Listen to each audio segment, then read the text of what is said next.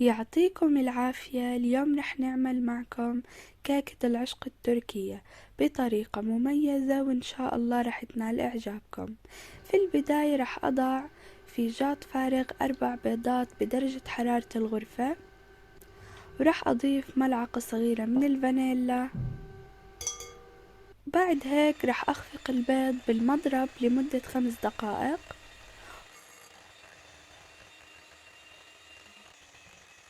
وبعد ما خفقت البيض لمدة 5 دقائق زي ما انتو شايفين راح أضع كوب من السكر، وراح أرجع أخفق البيض لمدة 3 دقائق،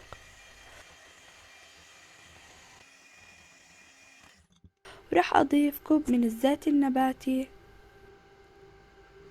وكوب من مي دافية أو فاترة،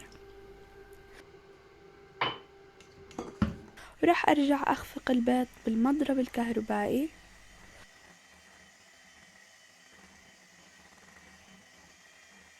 وراح أضع كوبين من الطحين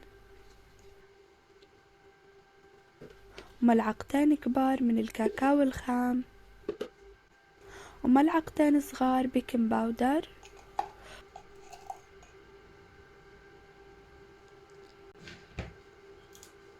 وراح أخفق المكونات بشكل كتير منيح حتى يصير القوام معي زي ما انتو شايفين.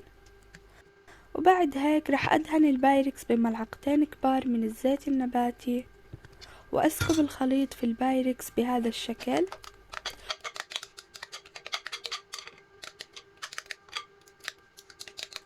وأضع البايركس بالفرن على درجة حرارة 180 لمدة 45 دقيقة. وهيك بعد ما طلعت الكيكة من الفرن راح أثقبها بالسكين وأشرب الكيكة بكوب من الحليب، وراح أترك الكيكة لمدة 5 دقائق حتى تتشرب الحليب وتبرد. وبعد هيك راح أذوب 100 غرام من الشوكولاتة وباكيت قشطة قيمر في الميكروويف، بإمكانك تذوبيهم في حمام مائي حسب ما بترغبوا. وبدي يصير صوص الشوكولاتة بهاي الكثافة،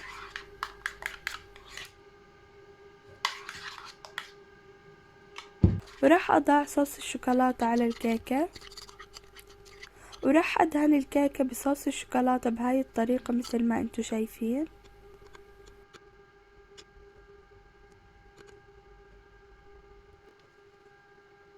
وراح أقطع الكيكة بالسكينة على شكل مربعات وأزين الكيكة بالفستق الحلبي المبروش. وهيك بكون وصلنا لنهاية الوصفة. بتمنى تنال إعجابكم وألف صحة وهنا.